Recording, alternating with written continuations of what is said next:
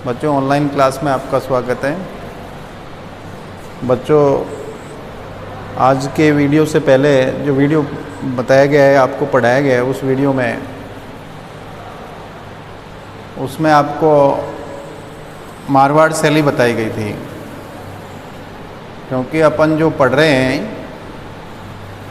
वो NCERT syllabus according अध्याय first में तो पांडुलिपि चित्रकला परंपरा पढ़ी और अध्याय सेकंड में अपन राजस्थानी शैली या राजस्थान स्कूल ऑफ पेंटिंग्स पढ़ रहे हैं अपन। तो राजस्थानी स्कूल ऑफ पेंटिंग्स में राजस्थानी शैली है जिसको 4 संभागों में विभक्त करके पढ़ा जा रहा है: मेवाड़, मारवाड़, हाड़ौती और ढूंढाड़। ये राजस्थान के पहले 4 संभाग थे और इन संभागों में जिस कला शैली का विकास हुआ था उसे राजस्थानी शैली के नाम से जाना था। लेकिन इनमें कुछ अन्य छोटी छोटी रियासतें भी थीं और उन रियासतों में कुछ निजी विशेषताओं के आधार पर जो शैलियाँ विकसित हुई वो उसी स्कूल की उपशैली के नाम से प्रसिद्ध हुई। जैसे मेवाड़ में नाथद्वारा और नाथद्वारा की पिछवाई पेंटिंग विश्व प्रसिद्ध पेंटिंग रही है। पिछवाई मैंने आपको बता दिया कि भगवान श्रीनाथ जी के मंदिर में श्रीनाथ जी की मूर्ति को सजाने के लिए भगवान श्री कृष्ण की लीलाओं से संबंधित चित्रों को कपड़ों पर चित्रित कर पर्दों के रूप में लगाया जाता है, जिनको पिछवाई पेंटिंग के नाम से जाना जाता है। मेवाड़ शैली के बाद पढ़ा अपन ने मारवाड़ शैली, जो राजस्थानी शैली की दूसरी स्कूल रही है। उस मारवाड़ शैली में आपने पढ़ा कि उसमें अन्य छोटी रियासतों में जोधपुर, बीकानेर और किशनगढ़ शैली का विकास हुआ, जो इसकी मारवाड़ शैली की प्रमुख उपशैलियाँ कहलाई। जिसमें जैसे बीकानेर की जो कला शैली है, उस कला शैली के उद्भव या जन्म का जो श्रेय दिया जाता है वहाँ के उस्ता परिवार को दिया जाता है। अनूप सिंह के शासनकाल में वो चरमोत्कर्ष पर पहुंची थी। उस्ता परिवार के कलाकारों में रुकनुद्दीन उस्ता और उस्ता अली रजा को इसका श्रेय प्राप्त है। इसके बाद अपन ने पढ़ा किशनगढ़ शैली को, जो मारवाड़ शैली का दूसरा प्रमुख केंद्र रहा है या उपशैली रही है। उस किशनगढ़ शैली में स्त्री आकृतियों को अलौकिक सौंदर्य के साथ अद्वितीय बनाया गया था और उसमें बनाई गई पेंटिंगों में विश्व प्रसिद्ध पेंटिंग बनीठनी है। और उस बनीठनी का जो चित्रांकन किया वो राजा सावन सिंह के समय किया गया। राजा सावन सिंह के समय बनीठनी पेंटिंग के निर्माता जो रहा वो उनके दरबारी कलाकार मोरध्वज निहाल चंद रहा था। बनीठनी को भारतीय मोनालिसा के नाम से भी ख्याति प्राप्त है। बनीठनी पेंटिंग की जो विशेषता है उस विशेषता में लंबी पतली नासिका, पतले अधर, खंजन पक्षी के समान नेत्र, धनुषाकार भौएं, कपोलों पर गिरती बालों की लटें और लोचदार पतली हाथों की उंगलियों को बनाया गया है तथा पारदर्शी ओढ़नी बनाई गई है। इस प्रकार अपन ने किशनगढ़ शैली को पढ़ा और किशनगढ़ शैली चरमोत्कर्ष पर राजा सावन सिंह के शासनकाल में ही पहुंची थी। उसके बाद अपन मारवाड़ शैली को या मारवाड़ स्कूल ऑफ पेंटिंग्स को समाप्त करने के बाद तीसरी जो स्कूल पढ़ रहे हैं वो स्कूल का नाम है हाड़ौती शैली। उस हाड़ौती शैली में पहले आने वाले क्षेत्रों में कोटा, बूंदी, झालावाड़ और दुगारी प्रमुख थे। इन क्षेत्रों में जिस कला शैली का विकास हुआ और हाड़ा वंशीय राजपूत राजाओं के शासनकाल में जिस कला शैली का विकास हुआ उसे हाड़ौती शैली के नाम से जाना गया। अब वो हाड़ौती जो क्षेत्र है उस हाड़ौती क्षेत्र में भी क्षेत्रगत आधार पर कुछ निजी विशेषताओं को लेकर यहाँ 2 प्रमुख उपशैलियाँ रही हैं। एक का नाम है बूंदी शैली और एक का नाम है कोटा शैली। बूंदी में जो प्राकृतिक वातावरण है, वहाँ की प्राकृतिक छटाएँ हैं, वो सुंदर होने के नाते या होने पर वहाँ पर जो चित्रांकन कार्य किया है उनमें प्राकृतिक दृश्यों को महत्वपूर्ण तरीके से चित्रित किया गया है। और कोटा में छोटी छोटी पहाड़ियाँ स्थित हैं, उनमें जंगली जानवरों के निवास होने के कारण शेर के आखेट से संबंधित चित्र वहाँ के प्रसिद्ध रहे हैं। तो कोटा के प्रतीक चिन्हों में घेरदार शेर के आखेट चित्र बने। तो इनमें अपनी निजी विशेषताओं के आधार पर अलग अलग पढ़ रहे हैं अपन, जिनमें हाड़ौती के प्रमुख केंद्रों में पहला केंद्र अपन बूंदी शैली को पढ़ेंगे। तो आप देखिए हाड़ौती शैली राजस्थानी शैली की प्रमुख स्कूल है। कौन सी? हाड़ौती स्कूल, या हाड़ौती शैली भी कह सकते हैं इसे, और राजस्थानी शैली की प्रमुख स्कूल भी कह सकते हैं। वैसे राजस्थानी शैली की 4 ही स्कूल हैं, मेवाड़, मारवाड़, हाड़ौती और ढूंढाड़। तो हाड़ौती शैली, हाड़ौती स्कूल। हाड़ौती शैली का परिचय। राजस्थानी शैली के प्रमुख स्कूलों में हाड़ौती अपना महत्वपूर्ण स्थान रखती है। और यहाँ पर क्या है, हाड़ावंशीय राजपूत राजाओं ने शासन किया, इसलिए इसका नाम हाड़ौती पड़ा था। हाड़ौती में पहले आने वाले क्षेत्रों में कोटा, बूंदी, झालावाड़, दुगारी प्रमुख रहे हैं, जिनमें कोटा और बूंदी ने अपनी निजी विशेषताओं के आधार पर कोटा शैली और बूंदी शैली के नाम से ख्याति प्राप्त की है, जिनको हाड़ौती की उपशैलियों के रूप में भी मानते हैं या हाड़ौती स्कूल के प्रमुख केंद्रों के रूप में भी मानते हैं। बूंदी शैली, जिनमें अपन पहली शैली को पढ़ रहे हैं, बूंदी शैली। प्राकृतिक सौंदर्य से युक्त हाड़ा राजपूतों के राज्य बूंदी में विकसित चित्रकला को बूंदी शैली से जानते हैं या प्रसिद्ध हुई। वहाँ की सघन वन संपदा, प्राकृतिक वैभव, पहाड़, सरोवर आदि सभी बूंदी के कलात्मक जीवन को प्रभावित करते आए हैं। अर्थात बूंदी का जो प्राकृतिक वातावरण है, प्राकृतिक दृश्य है, वहाँ की भौगोलिक जो स्थिति है वो इस तरह की है कि वो कलाकार को और कला को हमेशा प्रभावित करती आ रही है। इसलिए उस बूंदी शैली के जो चित्र बनाए गए, उन चित्रों में सघन वन संपदा, प्राकृतिक वैभव, पहाड़, सरोवर आदि सभी बूंदी के कलात्मक जीवन को प्रभावित करते आए हैं, इनको शामिल किया गया है। 14वीं सदी के मध्य राव देवा द्वारा 1398 ईस्वी में स्थापित बूंदी का कलात्मक इतिहास, अर्थात राव देवा सिंह के द्वारा इस बूंदी राज्य की स्थापना की गई। और कब की गई? 1398 ईस्वी में की गई थी। इसका कलात्मक इतिहास 16वीं सदी में राव सुरजन सिंह से माना जाता है। अर्थात इसका जो कलात्मक इतिहास प्रारंभ होता है वो इतिहास 16वीं सदी से राजा राव सुरजन सिंह के समय से माना जाता है। बूंदी के प्रारंभिक लघु चित्रों में, मतलब राव सुरजन सिंह के समय या इनके बाद जो इसके बूंदी शैली के प्रारंभिक जो चित्र हैं, उन चित्रावशेषों में दीपक राग, ये भारत कला भवन वाराणसी में सुरक्षित है, तथा भैरवी रागनी नगर निगम संग्रहालय इलाहाबाद में सुरक्षित है वाले चित्रों का रचनाकाल राव रतन सिंह का राज्य काल ही माना जाता है। अर्थात ये जो चित्र हैं प्रारंभिक लघु चित्र हैं, कौन सी शैली के? बूंदी शैली के। ये दीपक राग का और दूसरा भैरवी रागनी का। ये चित्र भैरवी रागनी का नगर निगम संग्रहालय इलाहाबाद और दीपक राग चित्र है भारत कला भवन वाराणसी में सुरक्षित है। ये राव रतन सिंह के समय के प्रारंभिक चित्र माने जाते हैं और बूंदी शैली के प्रारंभिक चित्र माने जाते हैं। तो आपको याद रखना है कि बूंदी शैली के प्रारंभिक चित्र किसके शासनकाल के माने जाते हैं? राव रतन सिंह के समय के माने जाते हैं। कौन कौन सा है? जिनमें दीपक राग और भैरवी रागनी है। ठीक है। बूंदी के किले में बादल महल वाले भित्ति चित्र इन्हीं के समय में बने, राव रतन सिंह के समय में बने।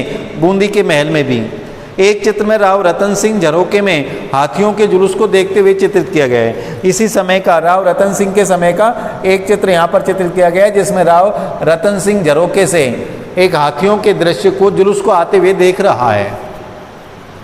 18वीं सदी के मध्य में मेवाड़ से संबंध विच्छेद के उपरांत, अर्थात बूंदी शैली के जो राजा थे या बूंदी के राजा थे, उनका मेवाड़ के राजाओं से संबंध था और मेवाड़ के राजाओं से 18वीं सदी में जाकर संबंध विच्छेद हो गया। और संबंध विच्छेद हो जाने के कारण यहाँ मुगलिया प्रभाव आ गया और वहाँ के क्षेत्रीय प्राकृतिक परिवेश से परिपूर्ण बूंदी शैली ने राजाश्रय के द्वारा अपने वैभव को प्राप्त किया। अर्थात वहाँ के प्राकृतिक वातावरण को उन चित्रों में शामिल करने के कारण ये उनके राज्याश्रय के द्वारा अपने वैभव को प्राप्त कर लिया, अपने एक निश्चित स्थान या एक पहचान बना ली। बूंदी के राव रतन सिंह 1607-1631 ईस्वी एवं उनके पुत्र राव छत्रसाल 1631 से 1658 ईस्वी और पुत्र भाव सिंह 1658 से 1681 ईस्वी के द्वारा कलाकारों को राज्याश्रय के फलस्वरूप, अर्थात इन के जो पुत्र थे, इन पुत्रों में जैसे राव रतन सिंह, उनके पुत्र छत्रसाल और उनके पुत्र भाव सिंह ने कलाकारों को राज्याश्रय प्रदान किया और राज्याश्रय के फलस्वरूप बूंदी शैली ने अपना एक निश्चित स्वरूप ग्रहण कर लिया। अर्थात राज्याश्रय प्राप्त करने के कारण बूंदी शैली ने एक अपना अस्तित्व ग्रहण कर लिया, एक निश्चित स्वरूप ग्रहण कर लिया।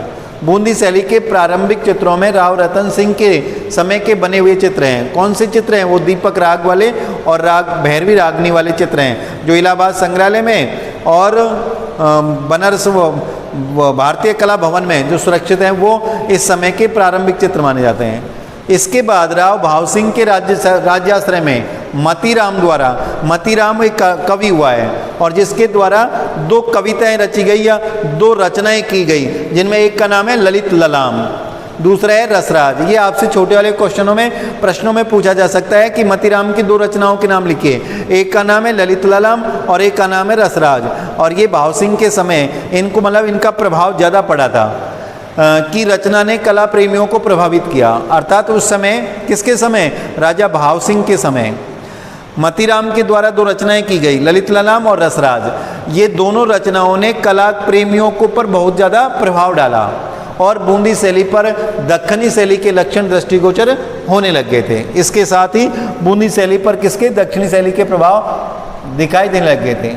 राव उमेद सिंह भी बूंदी का कला प्रेमी शासक हुआ। किसके बाद? भाव सिंह के बाद।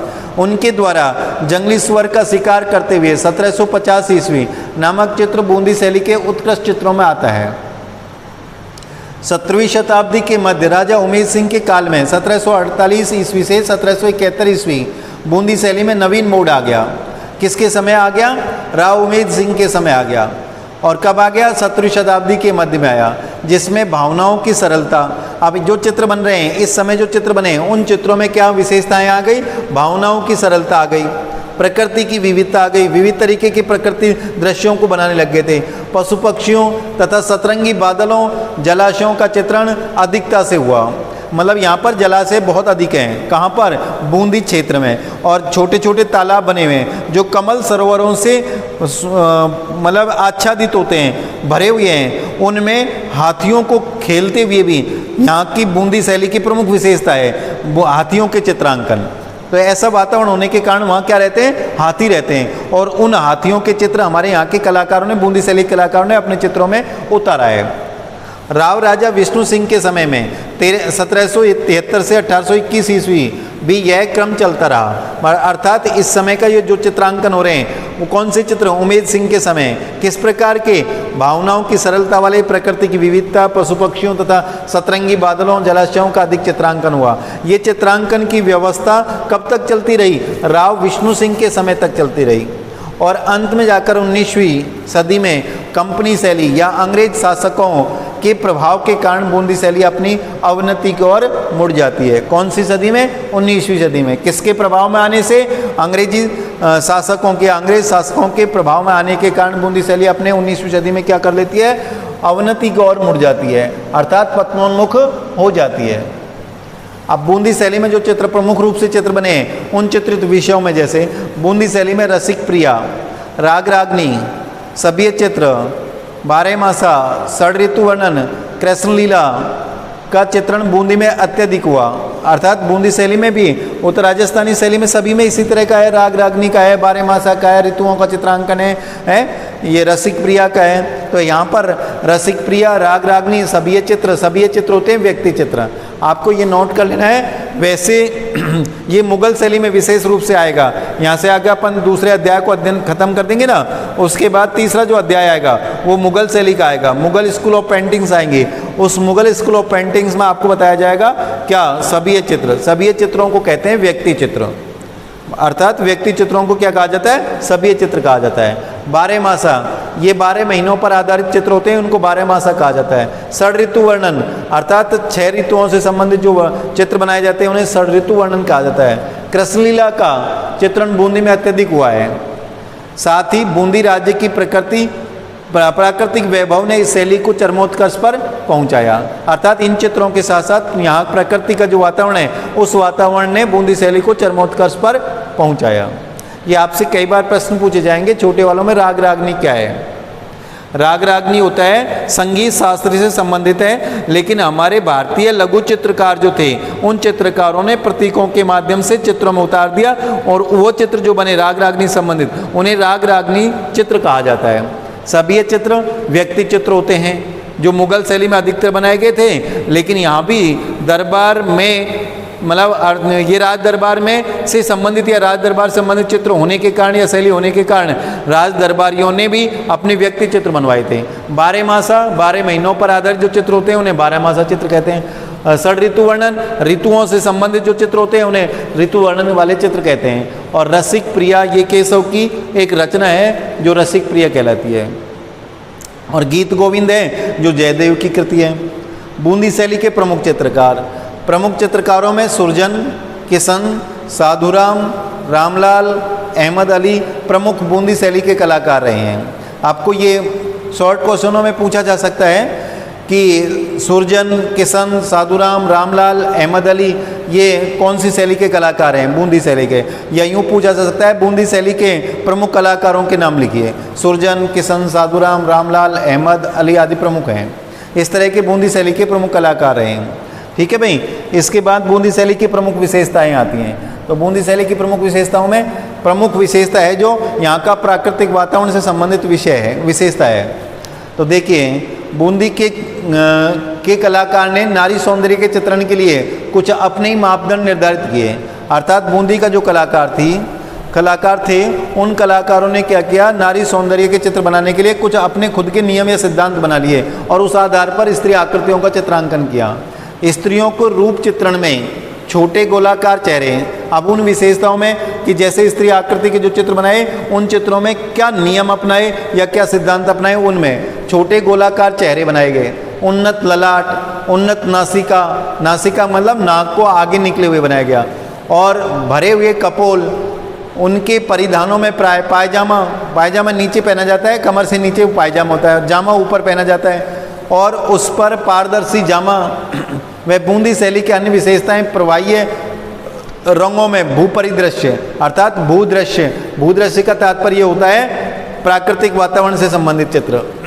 वृक्षों और विसर्पी लताओं की विभिन्न किस्मों, पूर्व भाग में पद्म सरोवर का मतलब है कमल सरोवरों को जरूर बनाए गए हैं कि उसके आगे वाले भाग में चित्र के में, क्योंकि बूंदी का जो प्राकृतिक वैभव है, प्राकृतिक वातावरण है, प्राकृतिक दृश्य है वहाँ निश्चित है कि छोटे छोटे सरोवर निश्चित हैं। तो वो सरोवरों का अपने चित्रों में महत्वपूर्ण स्थान रहा है।